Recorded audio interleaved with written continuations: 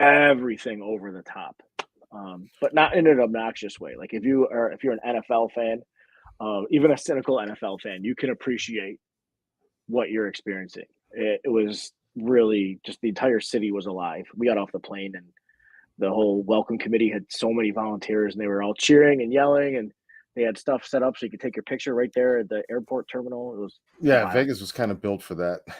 Yeah. It's almost like, why don't they have every Super Bowl in Vegas?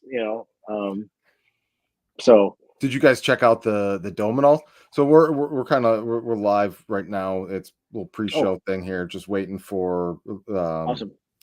Then in about a minute here, I'll start the 30-second countdown and then we'll go. Sure.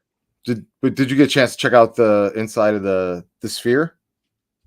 No, we didn't make it over to the sphere. I saw the outside of the sphere, which is pretty that thing's nuts. Awesome. They had tickets for you too, like the one night, like $95 a pop, and like I think it was Friday night. I gave it a thought for a minute, and I'm like, nah.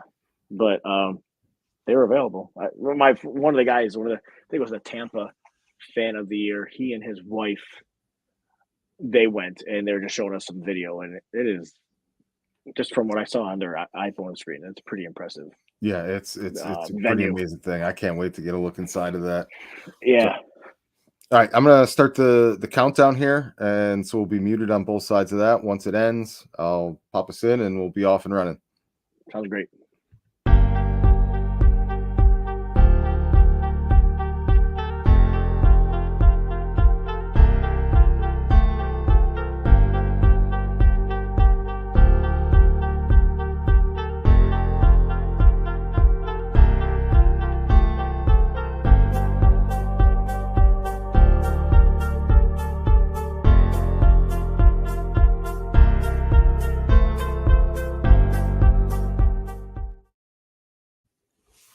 Welcome to week 6 of Sports Sushi's 10 topics in 10 weeks with 10 guests. Tonight, we're joined by Reid, founder of the BillsMafia, 26 shirts, and most recently, 2023 Bills Fan of the Year. Del, thanks for joining me. Hey, thanks for the invite. I know we had a hard time picking out a date, so I really appreciate your flexibility. I've been looking forward to this conversation. Yeah, we're always kind of all over the board and rolling with the punches. It's all good. So tonight we're going to be talking about the difference between good and great. And before we really dive into the meat of that topic, I mean, I got to take this chance. I'm pretty sure you haven't done any interviews this week. Do I got the exclusive here, Del, on you coming off the Super Bowl? I've done a couple, but nothing about the Super Bowl. So let's do it. Let's get into it. All right. So just this week, you were at the Super Bowl, the Chiefs, 49ers. You were nominated as Bills Fan of the Year. Kind of just real quick dive into the backstory. I mean, I feel like that's a long time overdue reward for you on that front. But how'd that come about, and what was the Super Bowl experience like? Yeah, so something like Fan of the Year isn't something I would normally seek out. It just feels kind of like weird to be honest. Like not bad weird, just like it's just But my wife found out it was a thing like back in August or September, and she was like, "I'm nominating you," and I'm like, "Oh, please don't." She's like, "No, I'm doing it." And so she went on this like social media campaign, like posting on Facebook and Twitter and like tagging every Bills fan and former player, probably a couple current players that she knew on Twitter. And it just everybody kind of like answered the call. And when the Bills told me I was Fan of the Year, they said it was almost unanimous in the nomination. So very humbling. Means a lot. Kind of like if you ask me, it's almost a lifetime achievement award. Yeah, maybe. I mean, because I don't know if anything this specific year it stands out per se, but as far as the fans and everybody really getting behind and saying this is the year that you're going to get it. I mean, everyone knows what you've done with 26 shirts, but like you've been through the drought with all of it, and you've been the face of the team for so long now that I feel like if anyone was going to be Fan of the Year for you, it's almost a lifetime achievement award in everything that you've done for the community and the team.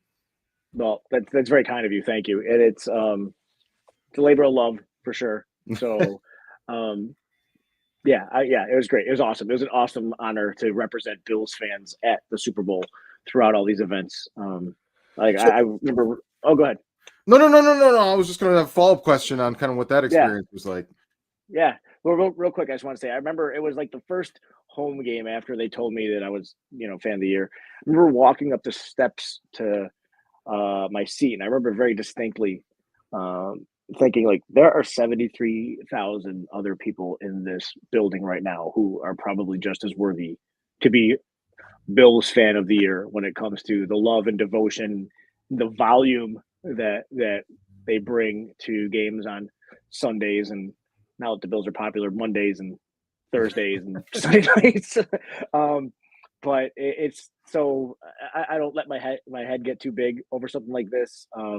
We as a fan base are pretty terrific, and it's an awesome honor to do it. John Lang, who did it last year, Gino Alport, who did it 2 years ago, whoever's going to be named next year, um, all very worthy, and happy to be among them. So what was the experience like as far as the trip and going to the Super Bowl? Do they have like all of the fan of the year staying at the same hotel? Is there kind Mhm. of like events and were you partying with all these guys? Yeah, yeah. So we were all put up at the Luxor, which is literally walking distance from the stadium on Sunday because that's what we did. We Yeah. walked to the stadium. Um, and I got to know all the other fans of the year, and some of them I had met in the past. Like I met Tom Grossi, who was the eventual NFL fan of the year. We actually did a project together last summer, Which so I'd team? already met him. So it was great to see him, and Which team does he represent? the Packers, Oh, nice.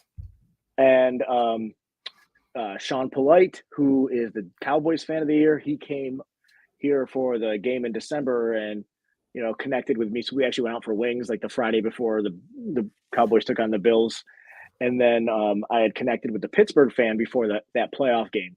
Um, so it was kind of cool to meet some people I had only had digital connections with, people I met once or twice. It was awesome, and then so many people I'd never met before. It was really cool just to see all these different fans, and we kind of all bond in that. So it didn't matter that Steve is a Texans fan and Yeah. Chili is a Titans fan. Like we're all sharing our love of the game there. Um, it was Especially it seeing was how a none of your really teams cool. were there. Yeah, They all bonded over honestly, that. yeah. Well, the Chiefs and the 49ers fans of the year were really cool guys. Like, and even the Patriots fan. Like, we were all talking about how much we hated how nice a guy he was. Like, we are like, man, it would be so much easier to hate you. We'd be so much more comfortable hating you. But Yeah. you're too nice a guy. But the 49ers fan, Danny, when they brought us all out onto the field at the Super Bowl, I was standing right next to him, and it was actually really cool leech off of his experience a little bit because here he is, like his lifelong love, the 49ers. They're actually about to play in the Super Bowl. They had us lining up in the end zone a couple hours before the game started, and the 49ers players are warming up around us. Like Christian McCaffrey is actually like running through the line of fans of the year, not to say hi, just like kind of like here, Yeah, by the yeah, way, yeah. politely. And so he's right there. And then Brandon Ayuk is right there. Debo Samuel's right there. And Danny was just like in his element. I mean, I was in my element. These are superstar athletes, but Danny was just, he's crying on the field and he's just like soaking it all in. I don't think his phone came out once um, during that whole time just because he was just In absorbing the the whole. moment. Yeah, good for him Yeah. though. Yeah, it was beautiful. It was actually really cool. Like I said, it turned out he was a nice guy. And it sucks that the Chiefs guy was nice too. So, but yeah. So I mean, we went through. There's a whole other ton of other stuff I could share with you if you want that happened that week. But it was really cool. It was a great So experience. aside from the game itself, what was your favorite experience of the whole trip? Oh, the honors Thursday night. So our flight left at 7 a.m. Eastern time, and then we landed around 11 a.m. Pacific. Maybe 11:45. I think is when we came. 11:30, 11:45 Pacific, and we were scheduled to leave the hotel at like 2:15. So it was a whirlwind of a day. Like we woke up, we got on the plane, switched over from Chicago to Vegas, got to the hotel, checked in, had about an hour or so. I think I zonked out for like an hour, hour and a half, and then got up, went downstairs, and got on the bus to the NFL honors. And the NFL honors was so cool. It was such a great experience. just to be there. I don't think you can buy tickets. I think everything is invite to that show. So it was really cool to be part of that exclusive audience, I guess, or participants. I got to meet a bunch of players. Kyle Brandt, who I'm a nice. huge fan of Kyle Brandt. And so I walked up to him and I just said, Mafia, mount up. And he looked up and he's like, Dell. So that was really cool that we've had interactions on social media, but they actually he was just a really nice, gracious guy. We're talking and he saw my wife with the phone in her hand. He's like, come on, get in here. Let's get a picture. We took a picture together and everything. That was probably the highlight outside of the Super Bowl. That was one of my favorite moments was meeting Kyle Brandt. We got to connect with Harrison. Did you the circle? What's that? Oh, I did not. Adam Schefter? You didn't get him? I was looking all over for Adam. I think I even tweeted him at one point, like, where are you? Got unfinished business. Yeah, right? That would have been a great moment. But, I got to meet Ian Rappaport. I sent him chicken wings like 5 or 6 years ago. And I'm like, remember when you got chicken wings in the mail? That was me. So that was kind of cool to meet him. And just a slew of other people. Got to meet the commish, and I think I apologized on Twitter. I said sorry, I forgot to boo him in person. Did you get to have a brief little conversation, or was it just a handshake? It was real quick. It was like lining up, taking selfies and pictures, and saying hello to him. Now, one thing I forgot to mention was before this, for a couple months before this, they actually had like these live Zoom calls with all the fans of the year, and they had special talks, and one of them was actually Roger Goodell, and you could. Everybody could submit questions and talk to him and everything. So there's 32 of us, the moderator, and then Roger Goodell. And this is probably in early January. And I asked him about the state of NFL officiating, and the moderator didn't ask my question. Yeah, of course not. He came out and said he thinks they're doing a good job. Yeah, right. So all these questions were good questions, but like softball. It's like, what's the NFL doing with social justice? What's the NFL doing about charitable work in the crucial catch program, stuff like that? And I'm like, what are your thoughts on the NFL officiating this year? So I was like, I got crickets on that. So, but Tom Grossi and I, like I said, we had worked together in the past, so we had a whole side conversation going on during these Zooms. Like he's like, go ahead, ask. I dare you. I'm like, I'm asking. So it was fun. It was fun. So that was a nice little thing that they did for all of us. They didn't have to do it. But those Zoom conversations were cool. We had one with former players who are now working in the league. There was a couple others too, but it was just great. So meeting Kyle Brandt was awesome. Getting to reconnect with Harrison Phillips, former Bill, now Viking, who was up for Walter Payton Man of the Year. Got to see Dion. Got to flash Tyreek Hill. Under my jersey, I had a shirt of a buffalo knocking out a dolphin. It said "Reigning Champs." So I go, Tyreek. Yeah, I don't think I registered on his, but I he saw it though. He saw it, but he didn't like. Yeah, didn't land, but it was in his eye line. Yeah, exactly. So transition a little more towards the game, and then segueing into the kind of the topic of the evening. What are your thoughts on the actual experience of the game, being there for it? The two teams that were there, do you think they were the best ones in the league? And what do you think ultimately was the difference between the two? Well, call me a homer, but I think the Super Bowl was played 2 games before the actual Super Bowl, the 2 best teams in the league with the Bills and the Chiefs. But one man's opinion, but I think I've got an entire fan base that agrees with me.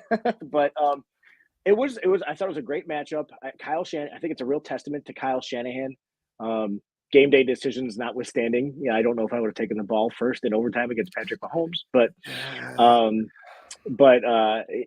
anyways, but credit to him. He's been in the Super Bowl 3 times now as the 49ers head coach. Each time he's had a different quarterback. I mean, that says something. Yeah. With Kaepernick and Garoppolo and now Purdy. So I think that's a huge accomplishment, to be honest with you. I don't think it gets talked about enough. The Chiefs are the Chiefs. I saw, maybe it was Barstool, somebody posted about it a couple of weeks ago. Like, Patrick Mahomes is like Thanos. Like, he's inevitable. It's the Chiefs. So they were there because they're always there, it seems like, lately. It was a great matchup. It was a great game, and I was really pulling for the 49ers because I'm petty and I didn't want to see the Chiefs. Yeah, I wanted to see that story play out. But I'm thankful that it was a game that it was the longest Super Bowl ever played. It was great. It was a great back and forth, and people were complaining it was boring. So I was talking to some people afterwards. It started out boring and slow. I love a good defensive matchup. As long as the game is close, I don't care if it's 3-0 or if it's 45-42. I just like the tension when it's like, oh, it could go any way. It could go any way.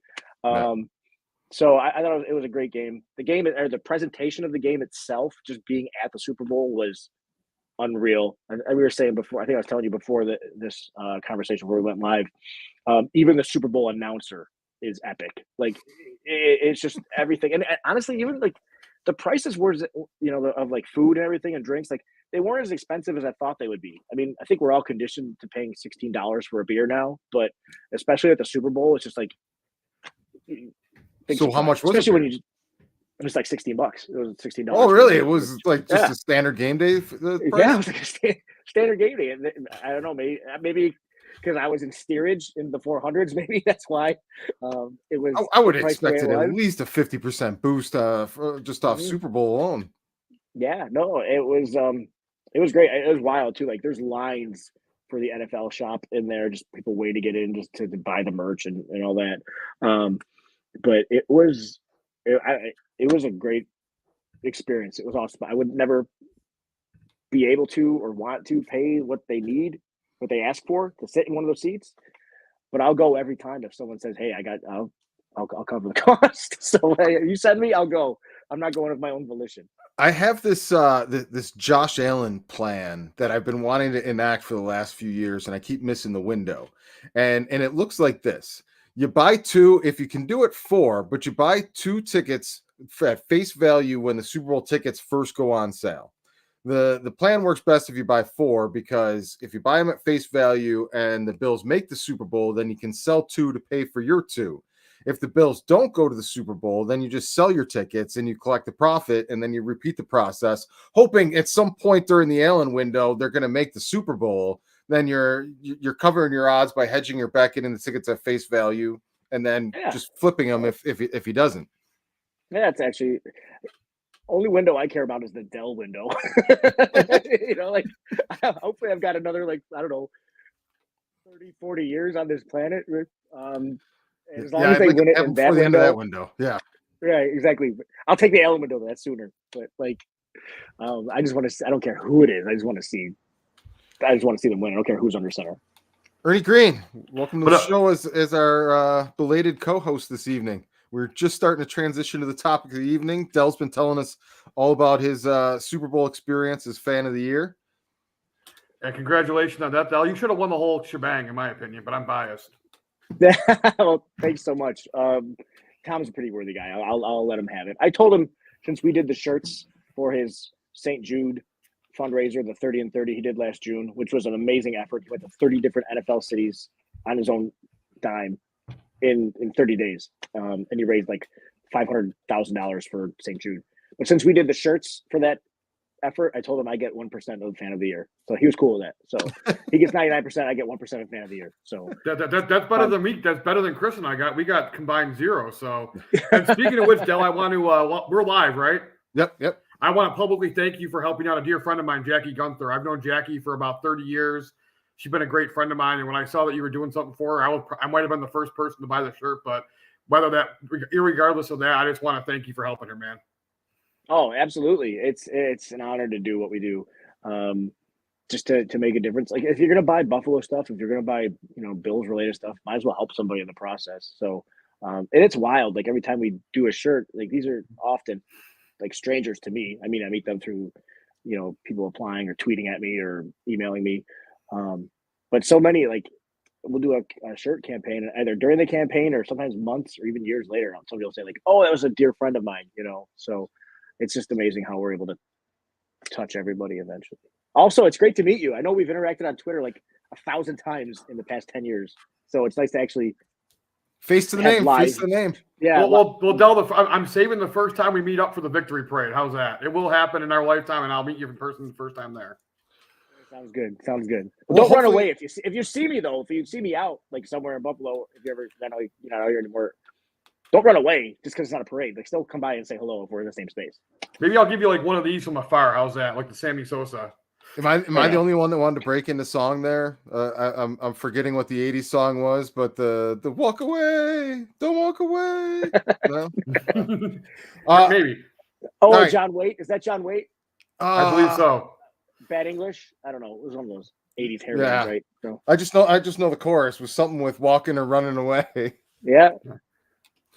So with the Super Bowl being here, us wanting to see the Bills win, the topic came up, like, really, what is the difference between a really good team and a really great team? And there's two main questions I want to hang my hat on with this. And the first one I'm going to start with is more on a personal definition of what greatness means to each of us. And so, Del, we'll start with you as our guest of honor this evening. What is, in your opinion, your closest experience or most profound experience with greatness in your lifetime? All right. Well, my definition is better than most in terms of what great is. Better than most. Not 50%, but most. And this is going to sound super corny, but it's true because I know she's never going to watch this replay. My wife, honestly, is the closest brush I've had with greatness as a wife, as a mother. I could not have a better mother for my children. Just the way that she thinks about everything with these. I would be so lost trying to parent these kids, like through, especially now in the teenage years, and one's in her early 20s. Like, I would have no idea if not for her and her wisdom and the way that she looks at stuff. She's a teacher. She's a great teacher. So I know it's corny and it's not what we're looking for, but it's the day after Valentine's Day. So we'll let you wiggle with the fluff a little bit, but within the context of, let's say, the world of sports, what to you is your most memorable experience with sports greatness? Honestly, watching the Patriots for as long as they had that run, watching Tom Brady, because now we know it wasn't the Patriots, because as soon as he left New England, he went to Tampa and won a Super Bowl, which for me, I thought that was great. I'm not, I wasn't really a Tom Brady fan. The wounds are still fresh at that time, 2020 season, but seeing him leave New England and immediately, Bill not getting hired was pretty good too. Yeah, it was pretty good. It was pretty fantastic. But it just goes to show you, like, people, and there were some people on Twitter that were saying, would you take Bill Belichick as the coach? Because, people are angry with Sean McDermott. I'm like, does he come with 2007 to 2017 Tom Brady? If not, no, I don't want him. I always say we've already got a defensive coordinator that's riding the coat strings of his quarterback. So I guess that's my answer, is the closest I've seen to greatness would probably be the Patriots run for 20 years. 20 years. That's amazing. Ernie? You know what? I just want to. Adele was there too, I'm assuming, and yes, their run was great. Being in the crowd for that 47-17 game when the Bills just completely demolished the Patriots, and just to see the look on the fans' faces of the Patriots, they had the look on their face like the other team has the better quarterback. He's going to be the better quarterback for 15 years, and we are screwed. And I saw that look. I'm like, I know that look. That's been me since. I know that look. That's been me. I've seen that in the mirror. Yes, like that's been me since 2001. And I just remember looking up, and it was, the game was out of hand. Like it was so cathartic. Watching the 2020 Monday night game when they just completely blew them out, that was cathartic. But like being in the crowd with their fans and seeing like the oh no look on their face, and like I just happened to look up at a gaggle of them. I just looked up and I did the Vince Carter. I'm like, it's over. And they kind of looked back at me. Boston fans will argue anything because that's just who they are. They had nothing to say because they knew I was right. And I'm not one to talk trash at a sporting event, but I just said, hey, it's over. I think greatness, yeah. And what the Patriots did in those 20 years, not only were they great, but you could not give them any extra opportunity. Like in a close game, they never blinked first. Whether it was the Bills in the regular season or the Ravens in the postseason or the Seahawks in the Super Bowl, they never blinked first. They always made one more play, and they always took advantage of every opportunity that they had to win. They never, and a lot of it, let's be honest, a lot of it is luck. Like Pete Carroll not running the ball with Marshawn Lynch, that's luck. The Patriots got lucky that the Seahawks were stupid, okay? The Tuck rule that started it all. The Tuck rule that started it all was luck. But every championship is luck, because if Tyler Bass makes that field goal, maybe the Bills have one stop at them and they win the game. Mm-hmm. If they didn't have if that punt doesn't hit the 49ers foot. Yeah, exactly. Or if they if the Bills did not employ an absolutely asinine defense up through the 13 seconds left. I mean, I firmly believe that the line between the Bills and the Chiefs is so razor thin, it's not even funny. And because the last 2 playoff games has been razor thin, it's just one team has taken advantage of every opportunity and one team hasn't. Some of it's luck and some of it's just taking advantage of a situation. So greatness is being great, but also taking advantage of the opportunities that you get. Because if you don't take advantage of them, you're not going to be great. You're just going to be stuck in good. So you said taking advantage of a number of times there, and I wasn't going to bring this up, but I really feel like those 2 words are directly relevant to the difference between the Bills and the Chiefs. If you guys really start looking at, like, you rewind things a little bit, and it looks to me like Andy Reid's been taking advantage of Sean McDermott since they split ways. Like, he got him on the Mahomes trade. He got him on the McDuffie trade. He's outcoached him at every turn. I feel like they're like they have this like yin yang battle, and we're the kind of Andy Reid's patsies to Andy Reid's timeline, and it's driving me nuts a little bit. That's just my side tangent there. So for me, my profound experience with greatness is, ironically, the difference between a U and an I. And it's not even the U and the I. It's literally the letter U and the I. Because here's what the Bills of the 90s taught me. The Bills of the 90s taught me everything I know about resiliency. Shit hurts. It sucks. Get the fuck back up. Go to work. Deal with it. Figure out another way. Keep coming back. But the Bulls of the 90s taught me everything I know about greatness. Watching them time after time, didn't matter who the opponent was. They always rose to the moment. One side always kind of wilted in the biggest moment. The other side, no matter the opponent, rose to the greatest moment. And Jordan, to me, I've got goosebumps on my legs and arms now, just thinking about Jordan and how much that man just had something else in there when it was time to win, when it was time to kill, when it was time to take this game by the throat. There was nobody else that did it better. And to me, that is the quintessential example of greatness. Now, you might win championships, you might have a great career in all these different ways and accomplishments, but that to me is the pinnacle tier of greatness. Yeah, think about how many great teams, I didn't say that intentionally, there were in the 90s that did not make the NBA Finals, that did not win an NBA trophy. How many great teams there were in the 2000s that did not win the Lombardi because the Patriots were in the way. There's that extra something. It's a really, I don't know why I didn't mention the Bulls. Like, that's an excellent example too. Just complete domination for such a long time.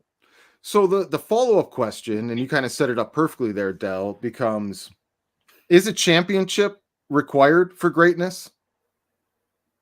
No, I don't think it is. Because Bruce Smith was a great defensive end, maybe the greatest that ever played. He didn't win a championship. Marv Levy was a great coach, knew how to manage all those egos in the locker room. He didn't win a championship. There's so many you can think of over the years. Karl Malone didn't win a championship until. Did he win one with the Lakers? No, he got hurt that year. He tried. But you think of these great teams over the years that did not win a championship. So there's only one great team every year in every sport. That doesn't seem right to me. Ernie, do you think it's necessary? No, but I think there's layers to greatness. You know what I'm saying? Like there's absolutely layers to greatness. Like, if you win it, in my opinion, Bruce Smith might very well be the greatest defensive end of all time. I agree with that, and that is greatness. And, there's Hall of Fame quarterbacks who never won a Super Bowl, but I think the quarterbacks who won Super Bowls and carry a team to championships are in a higher layer of greatness. You can be great, you can be a Hall of Famer, but I just think there's you know what I'm saying? Like, there's 2 levels of greatness. There's like greatness and championship greatness. And I think if you have a profound effect on your team winning, I mean, like Rick Fox, I mean, Rick was it Robert Horry, who has like 7 titles or something as a role player. Like, that's not greatness. You can't just determine championships by greatness does not define championships. The guy was a role player. You know what I'm saying? The 5th or 6th banana on any team he ever played for, a 6th man most of the time. So championships don't define greatness, but I think like greatness is greatness, but greatness plus championships, when like you're the key component, like a Dirk Nowitzki or a Patrick Mahomes or a Tom Brady, I think that just brings you to an upper echelon of greatness that's beyond just regular greatness.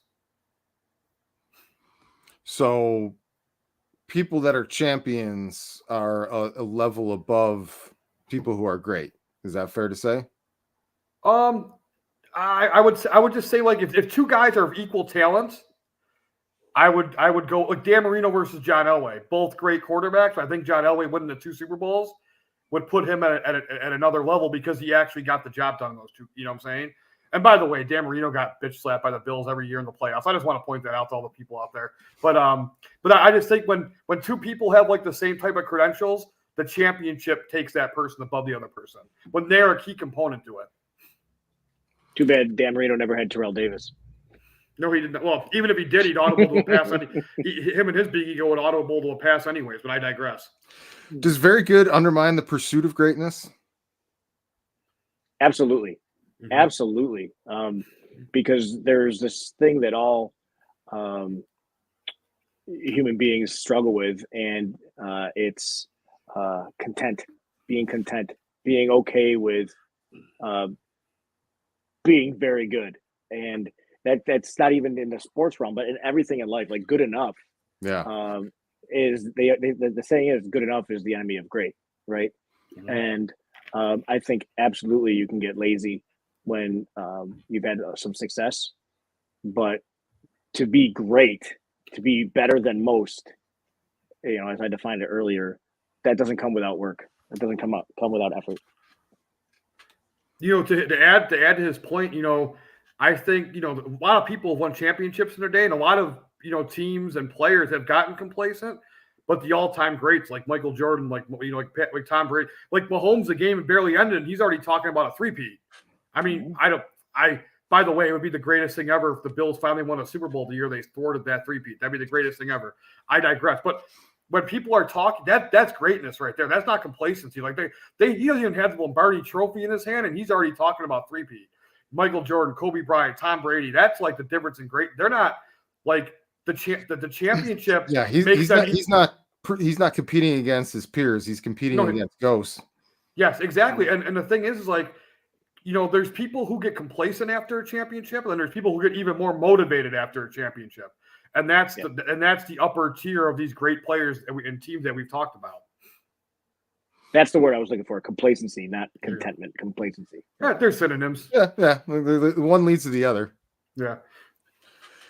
So what do you think it takes to push beyond that contentment, that level once you've established that you're good? What is that then difference? Do they keep doing the same thing that got you from terrible to good, or is it something else that has to change once you've established yourself to take it to that next level? I think it's different for some people. It's different. Like, I don't think everybody's motivated by the same things, but just that desire to be known as the best that ever did it. To just that's the only, like I think you said a moment ago, like competing against ghosts, like not looking at your peers, but looking at just where do you want to land when it's all said and done. One thing I always thought was great about JJ Watt was he said, I know I'm an NFL player. I can have anything I want. I'm choosing to, instead of going out to the clubs, I'm going to bed, and I'm spending my off season working out because this is a very short window of time that I have to achieve greatness, to achieve the ultimate goal. And when I'm retired, then I can have fun. Then I can have parties. But right now I have a job to do. So, and then other people, they're motivated by ego, and they just want to be looked at and admired, and nothing's ever good enough. It's tough. So the answer, I think, is it's different for everyone, but those are some of the examples that I can think of. Yeah, I agree 100%. To add to that, I think it's accountability.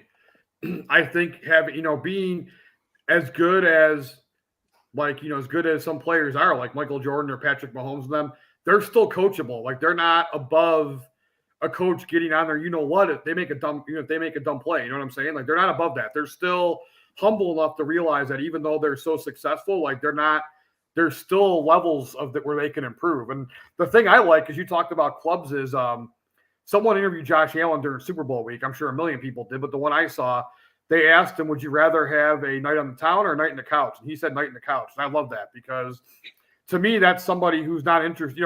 Josh Allen can have anything he wants, especially in Buffalo. You know what I'm saying? Like if he can go out, get drinks in the house. He can go out. I mean, I'm sure many women would love to hang out with him in all cities, let alone Buffalo. So, but he's like, you know what? I don't, that doesn't bother me. I just want a night in the couch where I can just relax and take my mind off things. And to me, just, being accountable and having people from the outside come in and challenge you. Like, I don't think John Gruden's that great of a coach. I think I think that he is in general overrated.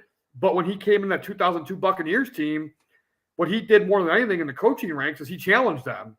He's like, wait a minute. He's like, I'm challenging you to be better. You guys are complacent just having a number one defense, but why don't you force turnovers? Why aren't you, why don't you have 20, why aren't you scoring touchdowns on defense if you're so great? Why, having someone to come in and just be an extra voice and challenging and holding you even more accountable than you ever were is kind of also a difference in that situation, in my opinion. So do you guys think the pushing beyond just being very good requires a mentor or an outside perspective or a equally great coach that knows the road to push you beyond that? Or do you think it's more of a innate drive that either you have or you don't have? Again, I think it depends on the person. Some people need that exterior force pushing them and challenging them. And then some people just have a fire that is like in their heart. Do you think that Andy Reid is pushing Patrick Mahomes and saying, we got to get 3 now. We have to get 3. Patrick Mahomes is one of those players that has that burn inside of him. Tom Brady, same situation. He always talked about pliability. The dude went on his own weird, crazy diet that no other human being could probably pull off for a month, much less for years. His avocado ice cream and all the stuff that he ate. Those two people don't need somebody pushing them. But then you have some players who you'll watch, like they're 30 for 30 or something, and they're saying like, it's because of this coach is who turned me around, who kept me going. And in some cases, people have that, they have that drive and they have that ability and they have everything, every intangible that you need. But Kobe Bryant and Shaq needed a Phil Jackson, you know what I'm saying? They needed Phil Jackson to kind of come in and rein them in terms of, instead of channeling their energy at each other, channeling their energy together to win a championship. So it can be both, like same thing with Michael Jordan. Michael Jordan didn't want Phil Jackson at first, but Phil Jackson, proved to be like this great coach. So I think it just depends on the person. In many cases, the player makes the coach more than the coach makes the. Andy Reid was a joke until Patrick Mahomes came around. Patrick Mahomes just happens to be the greatest quarterback he ever had. Those two don't. Those kind of are, they kind of go together. You know what I'm saying? So a lot of times, especially in the NFL, I think the court in every sport more than anything, the player makes the coach more in the NFL than any other sport. So, and I think Josh Allen has equal drive as Patrick Mahomes does, and I think sometimes, and you and I have talked about this, Chris. I'm sure Del thinks about sometimes he kind of needs that Zen person just to kind of calm him down. Because sometimes, not in the playoffs. Mike Holmgren. Exactly. Forever. Yes, and he kind of does. In the playoffs, he has the best touchdown interception ratio. I wish every game was a playoff game. His touchdown interception, his touchdown interception ratio is better than Brady and Mahomes in the playoffs. But sometimes in the regular season, he just kind of loses his mind, and he does need that guy, that Zen guy. The thing is, the fact that he shows that he can do that in the playoffs when it's really essential for that. Shows an even, to me, a higher level of playing the game, because it's realizing during the regular season, you got a little more leeway. You can lose a couple games because you made a stupid mistake because you took a little more of a risk in this situation. One loss isn't the end of the world. But when it's crunch time and it's put up or shut up time, he locks the shit down, and you don't have to worry about him turning the ball over and doing stupid decisions. And to me, Favre was always like that too. He's like, if we're down 2 or 3 touchdowns in the second half, what do I care if I got another interception or two? If we're firing bullets and trying to get back in the game, it's the cost of doing business. So I don't know. I'm never going to beat up Josh Allen for taking more chances than not taking the chances. It's just that's the cost of doing business when you want big plays and you want the special plays. It's the trade-off. And I think absolutely. And I'm not sure how big a boxing fan you guys are, but Josh Allen is Manny Pacquiao. Manny Pacquiao was a absolute tornado of offense that hit you from every single angle, that when he was on, you could not stop him because he just overwhelmed you with his offense and his speed and his power and everything that he has. He wasn't 100% technically sound, so once in a while he'd do stupid things, get caught with a shot that no one else would get caught with. But the positives outweighed the negatives like 50-1 with Manny Pacquiao. He's an all-time great. Josh Allen is the same thing to me. He's going to make 50 great, even in the regular season. He's going to make 50 great plays. It was one stupid play. I'll take that trade-off every day of the week and twice on Sunday. Yeah, and the coaching equivalent of that is to me, Dan Campbell. Like, his team was there and got to that point because he was bold and took risk and played the game from a coaching perspective different than everybody else does. And he was more aggressive in those situations. Did it come back to bite him in a final game? Sure. But like, it's a lot like poker. You can make the right decision 100 times, and there's 10 times that no matter what, you're just going to get screwed on. You're going to have a 3-outer pop up. You're going to have a gut shot hit on you, and you did everything right. It's just, I don't know. I think you got to be more aggressive, especially in the way everything's going. And I think that's one of the key pursuits of the difference between good and great is that boldness. And that brings my next question up. Do you guys think great risk is required to achieve greatness? I don't think it's required, but I think in most scenarios, greatness was achieved through great risk. And that's true whether it's in the world of business or sports, because you can be great in a sport and just be great, right? You know what I mean? Like, you could just take great risk if you're so much better than the competition. But in the world of business, especially, like, fortune favors the bold, and if you're looking for an edge or you're looking for some way to break through some barrier, sometimes you have to take a risk. I mean, every business, I guess, involves a risk when you think about it, stepping out and, when you started 26 shirts, I'm guarantee there was a walking a blank moment or two there. There was I wish there was only one or two. There was like whole 2 years every day. I felt like I was on the plague. And I always say I was ready to walk through hell. I wasn't prepared for all the return trips. It's so perfect. That's true. That's true. But those moments when everything comes together and you see success, it's worth it. I have a lot of gray hairs and wrinkles, which I attribute to being, I don't know, man. You're a little silver fox over here. It's high and tight. It's nice salt and pepper. That's pure luck. That's just where the stress still some of the pampering from the Super Bowl pomp and circumstance. Yeah, I feel so. Look at me. I feel so bad for your head of hair. Let me tell you. So yes, often, I think is would be my answer to that would be yes. Often it requires risk. Not always. There's exceptions, but often it requires risk. I think it requires you don't need to risk it all the time. But I mean, when you're a team who's never won a Super Bowl and you're facing a team going for a three-peat next year, you got to throw every single thing at them. To me, if the Bills play the Chiefs in the playoffs next year, they have to leave nothing. They have to throw everything but the kitchen sink at them. Going forward on fourth down and trick. You're not going to break a curse or just kind of. You're not going to I don't even like the word curse, because curse in the Bills case was just drafting bad players and having bad coaches and having bad man. That's not curse. That's just poor. That's just poor business. So the answer, and a lot of it was doubled down on because people were afraid to make bold decisions and change up the status quo because we're so close.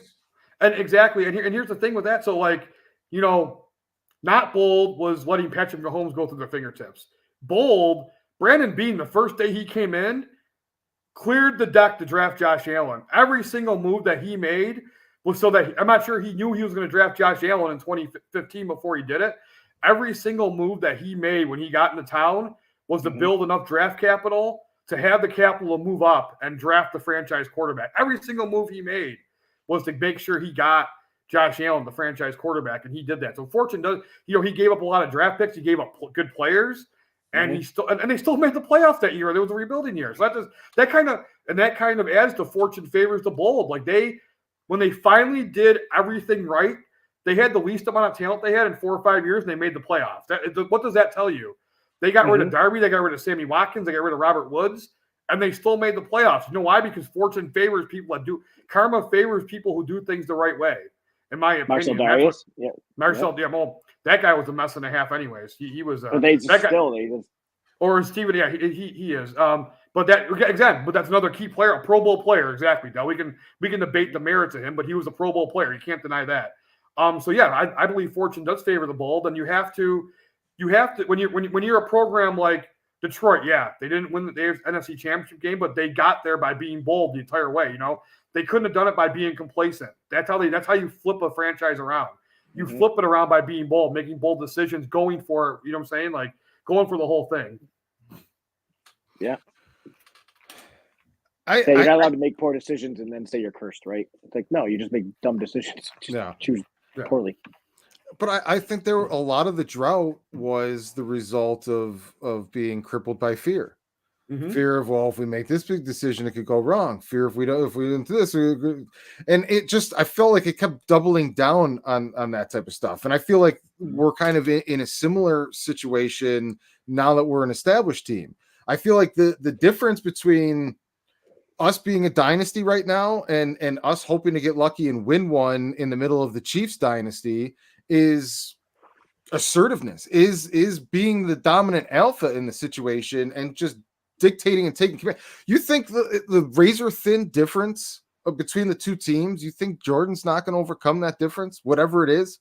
If what the current iteration of him isn't good enough, by the next season, he's going to figure out what that razor thin difference was, and he's going to achieve it. And I really just think that's what's missing from the equation. I think, and we're probably going to differ on opinions here, but I think Sean McDermott's a very good man. I think he's a good coach. I think he's an excellent administrator, but I think he's the type of teacher where he can take bad students and make them good all day long, just by coming in, cleaning up stupid mistakes, introducing some discipline, a little bit of organization. And I feel like there's a lot of people that can really take a bad student and make them a good student. But it's a special breed of alpha that can come in and take a good student and make them a killer. And that's what I really feel like is missing from this organization right now is a killer. Is somebody that's just, not winning a Super Bowl is far worse than being the coach and an executive here for the next 10 to 15 years. And my fear is complacency and protect the era at all costs and not make that bold, great decision that could push us over the edge, but could also comes with the risk of blowing up. And if I hear one more person look backwards in the decisions that we make going forward, and we could be in the drought again. No, that was a freak occurrence, number one. And Josh Allen and a scarecrow isn't going to let us be in a drought. Yeah. First of all, this whole conversation should be underpinned with the understanding that Sean McDermott is not going anywhere. He's just not. I don't think the Paculas would move him. He's recently had a contract extension. He's not going anywhere. So that said, I think Josh Allen is a killer. To be honest with you, like at least in the playoffs, he is a killer. I saw some stat where, like every time he leaves the field, like I believe he's a killer. Or winning. Yeah. So. Just to touch on the whole razor thin difference between the Chiefs and the Bills, this is going to sound cocky. I don't think there is a difference between the teams. I don't. There has been a couple issues here and there. Like, so if Tyler Bass makes that kick, they very well may end up winning that game. if Stephon Diggs doesn't drop that bomb, they probably end up winning that game, or they have a very good chance of winning that game. Can I add one into there? Sure. If they learned from the coaching mistakes they made at the end of the half against the Steelers the week before, they could have easily have won this game by simply not repeating the exact same coaching mistakes they made at the end of the Chiefs game. Both games they had 2nd and 9 with about little over 2 minutes to go. One was at the end of the half for the Steelers. One was at the end of the half against the Bills. Now, Tony Romo pointed out right when it was happening, and I was on top of it as well. The Bills called a pass. They set Allen up to be in a position to fail. And all they had to do was call a run on 2nd and 9. Even if they get no yards, they take it down to the 2-minute warning, and they're still in control. At this point in time, they were up by 21 points in the game. They didn't run the ball there. Allen wasn't able to find anybody, so it was an incompletion that stopped the clock. Not ideal.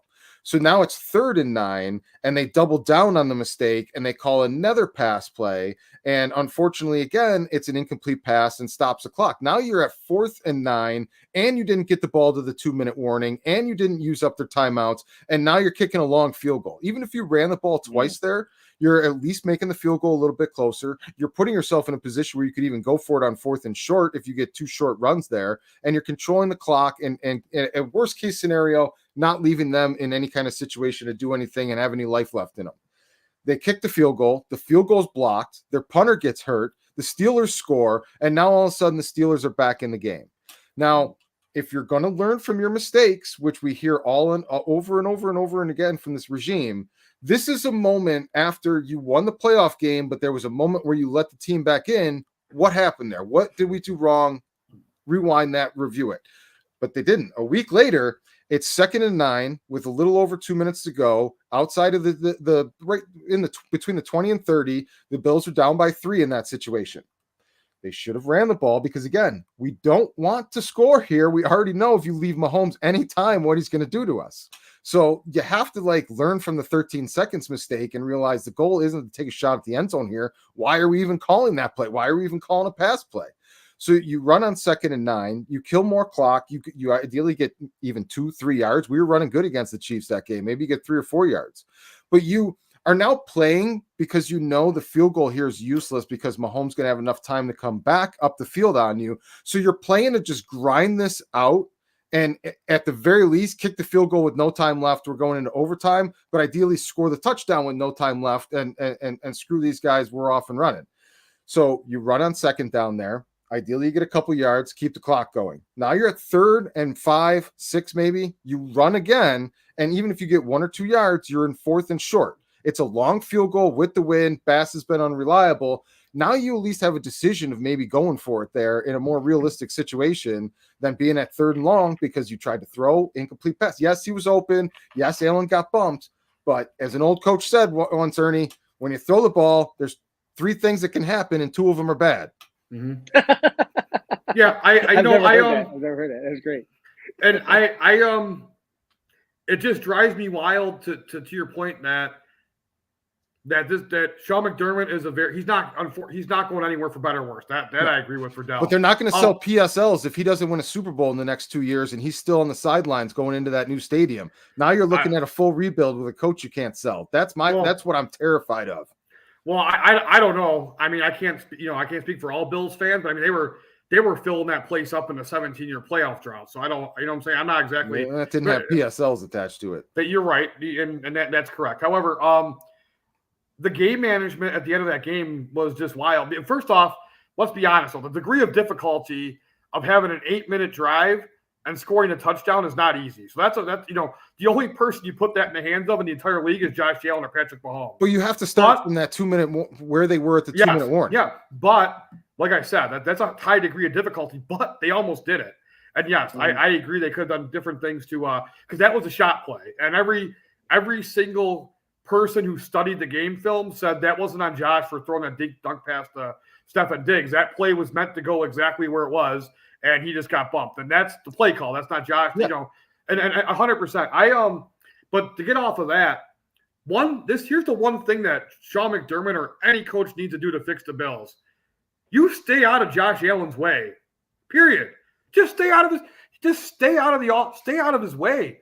Like, just don't let him be who he is. Because again, he's going to make 50 great plays to one negative play. If the Bills win that game, that pass to Shakir he threw for a touchdown, we would still be seeing it on NFL Network every single day. That play will be on his Hall of Fame highlight reel. That's one of the most ridiculous throws, going to his opposite way, throwing it to the pylon to Shakir. One of the best throws I've ever seen him make, period. Like, the guy, just stay out of his way. Like, this whole, like, complimentary football thing is insane, because how they beat the Dolphins in the first game is how they should play everybody. Josh Allen just overwhelmed them with his offense and his skills, and they couldn't. The degree of difficulty of matching Josh Allen score for score, play for play, nobody can do it. I don't think the Chiefs could do it if they let Josh Allen just go. That Dolphins team at the beginning of the season was on fire offensively, and as soon as Josh Allen came out firing bullets, drive after drive after drive, they wilted because they could not handle the pressure of standing up to Josh Allen. If they did that and then the next week they stopped doing it. If they do that every single game, they're going to go 16. I mean, in my opinion, just give me an opportunistic defense. I don't need a dominant defense. I don't need anything crazy. Give me a couple stops here and there. The occasional lucky bounce, and put all your resources and every in the offensive basket. I agree 100%. We all agree on that. I don't even care who's on defense. When you let Josh Allen be Josh Allen, the other team, no other team's going to score almost every single possession. The guy scored like 14 out of 6. When they let Josh Allen be Josh Allen in the 2021 playoffs, they scored touchdowns on like 14 of 16 drives. That's insanity. Yeah, I really think that they should build around Josh Allen, score 50 points a game, make the other team score 51. That's my opinion. And so it doesn't matter who the coach is, as long as whoever the coaches understands that you have a unicorn under center, and let that unicorn be a unicorn and say, thank you for being a unicorn. Thank you for being my unicorn. Now I'm going to have rings and accolades because you're so just do your thing and I'll get out of your way. Yeah, agreed. If you're gonna go in on the all in on the Sean McDermott's our guy, he's here, it's under contract, that's what it is, then you got to lean into the reasons that you're arguing that he's here. You had a bunch of injuries this year and he still put a great defense on the field. What does that tell me? That tells me stop dumping resources into the defense. Get some smart contracts, some rookie contracts, be real budget friendly on the defense. Let Sean McDermott be the difference maker that gets you an opportunistic, tangible defense. I don't care if you're 15th, 16th in the league, but like top 5 in turnovers. That would be a perfect defense for Josh Allen. And then every draft pick, every resource, every asset, every re-sign, you put it on the offensive side of the ball. I think that's the way to go. But that brings me to what my greatest fear is the difference right now. I don't think we're a player away.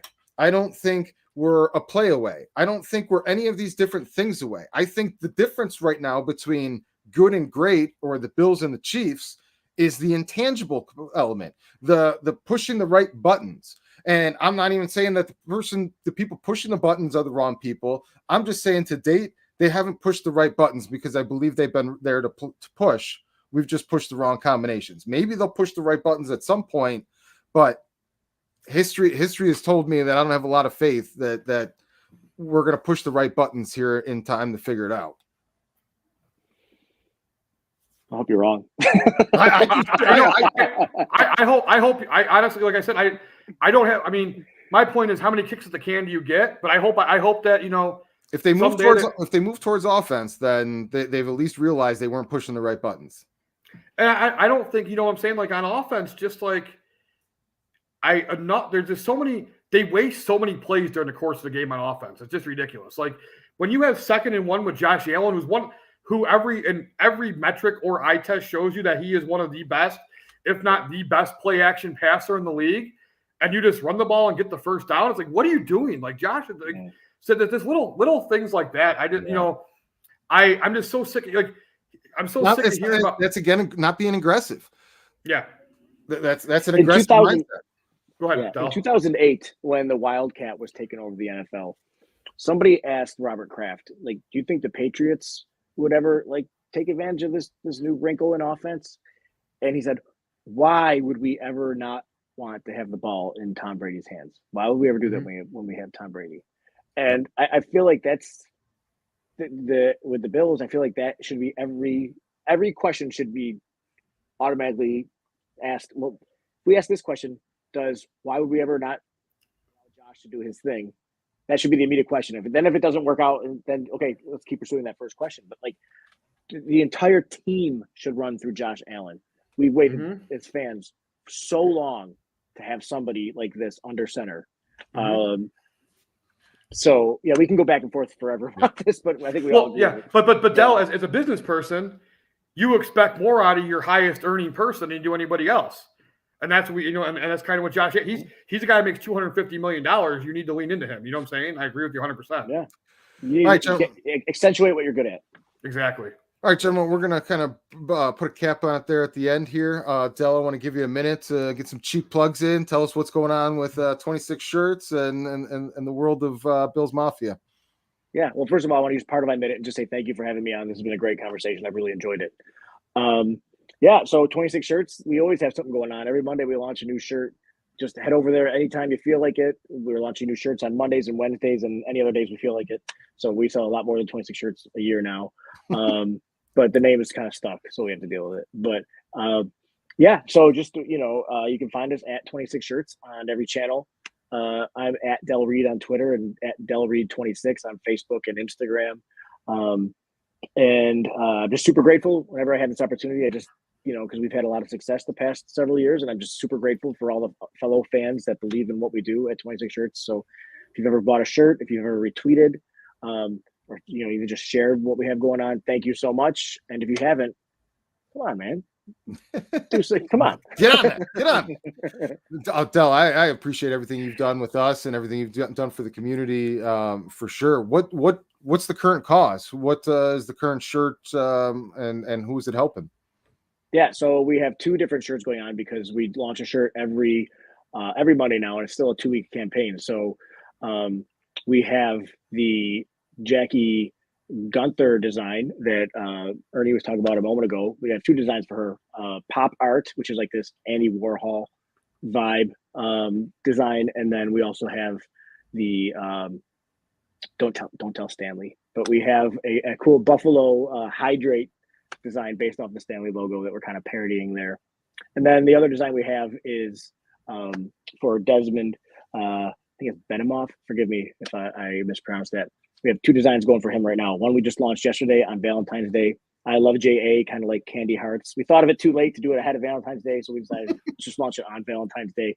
And I mean, this is Buffalo. Whether it's Candy Hearts in a light blue shirt, they'll have it for guy next or girl. You can, but you can wear that shirt whether you're a guy or girl. Everybody understands you love Josh Allen. And then the shirt we launched on Monday was kind of embracing the new development with public domain, how Steamboat Willie is now in the public domain.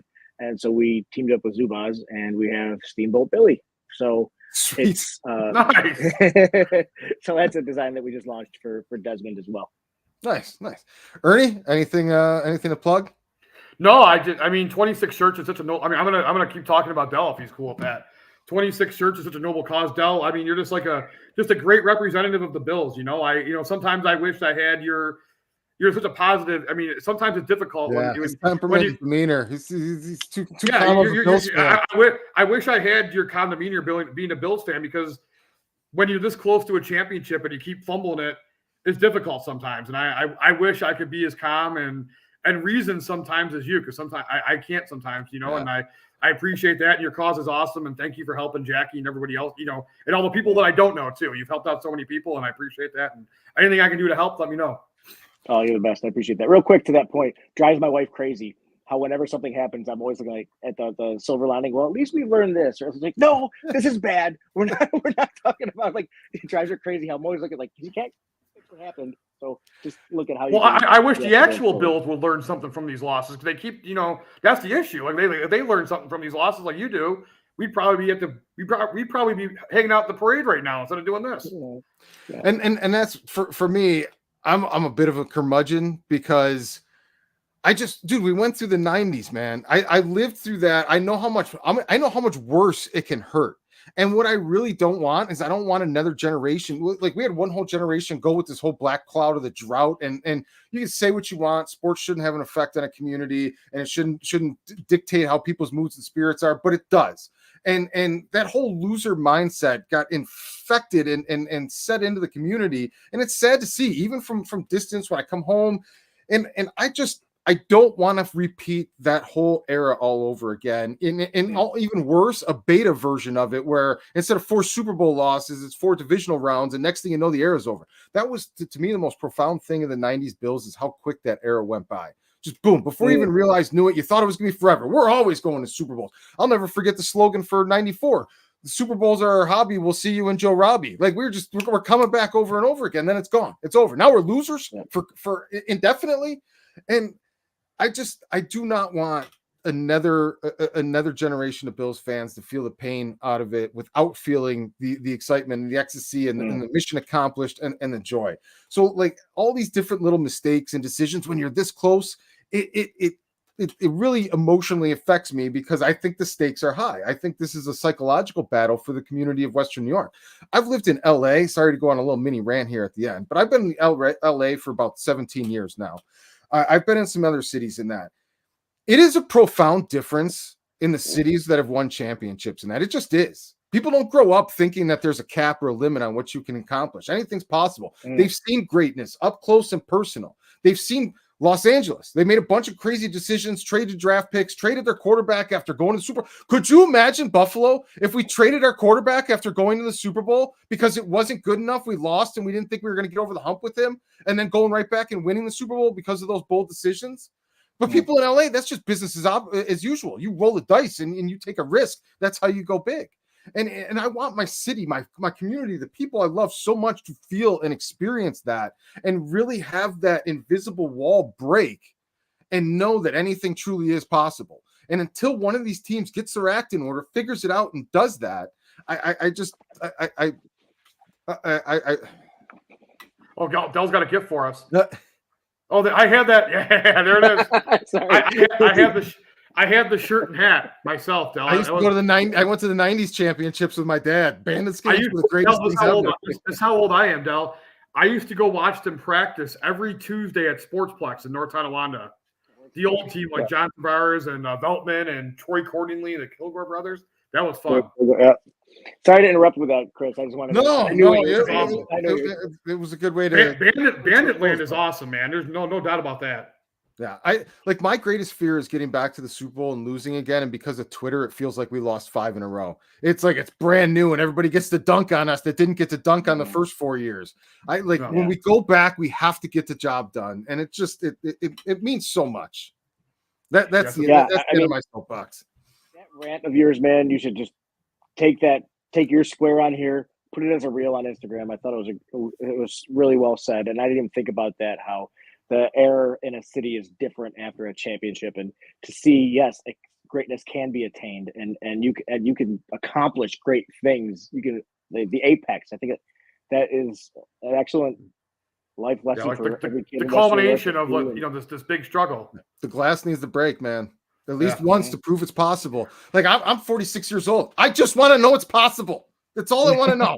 that somebody from Buffalo can do it. That it can happen. You get enough talent, you get enough things in line, and you put all the pieces in place. You can win a championship. I'm tired of the excuses. I'm tired of the silly reasons why. I'm tired of being this close, man.